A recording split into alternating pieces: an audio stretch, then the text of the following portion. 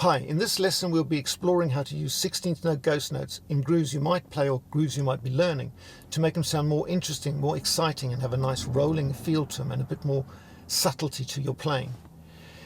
If you look at the intro video, there was a looping bass line and I was playing several different grooves, putting in a lot of ghost notes, and what this does is add a lot more flavour and excitement to these grooves and intrigue to what's going on.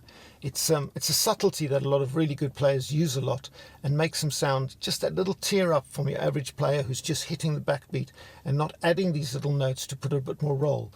A lot of time within the music you can hardly hear it, but it's just giving it that something little extra where you think, why does it sound so magical? Why does this guy's playing sound so much more interesting and groovy? The whole idea about this channel is to teach you certain exercises that you can learn off the kit and then you can take to the kit into the practice room, your precious practice time, and apply them. So the first thing to do is play a backbeat and then play a quiet note directly after it. So a normal stroke, you'd play the stroke and let the stick really rebound, ready for the next stroke. But here we catch the stick lower down and then make a little tap.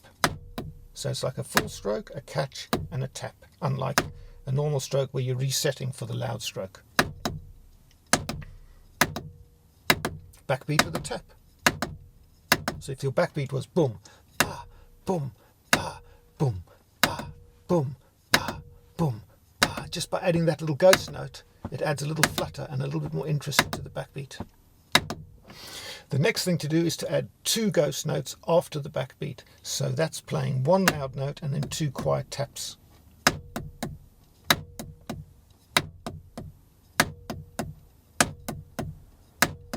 And the thing with these ghost notes is all about having control, evenness in the stroke and evenness in the height of the stroke and the tempo of the stroke. So this would be counted like this: 1 E and 2 E and 3 E and 4 E and 1 E and 2 E and 3 E and 4 E and so we're playing the E and of 2 and 4. And that's the exercise. The next one is to put 3 notes after the backbeat, which sounds like this. 1 loud stroke and 3 taps. And that would be 1 E and 1 E and so you're playing all the 16ths.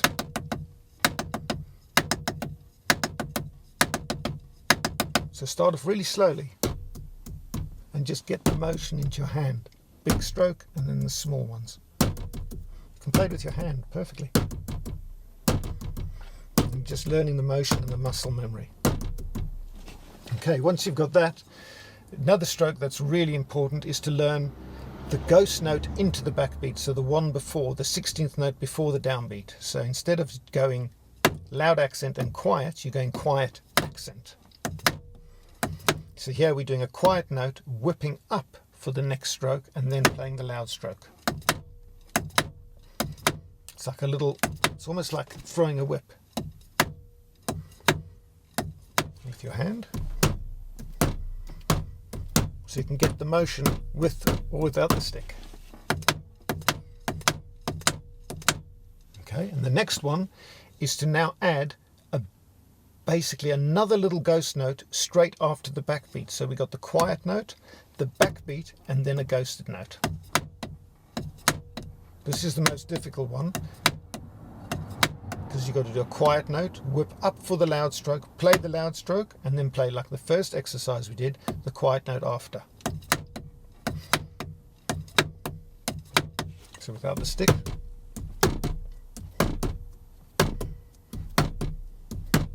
So what this is doing is just getting that motion into your body, into your arm and into your hands. So when you sit on the kit, you can straight away translate it into the kit. So now that you have a basic knowledge of how these 16th ghost notes work, let's take them from the steering wheel or from your leg or from a tabletop where you've been tapping with your hand or with your stick, transport them onto the drum kit, put them into some basic beats where we're playing the kick drum on the 1 and 3 and the snare drum on the 2 and 4, a basic boom, boom, style of rock beat or funk beat, and put the ghost notes in and make them sound more interesting and show you how to put them in all the different positions and make your drum beats sound that much more interesting.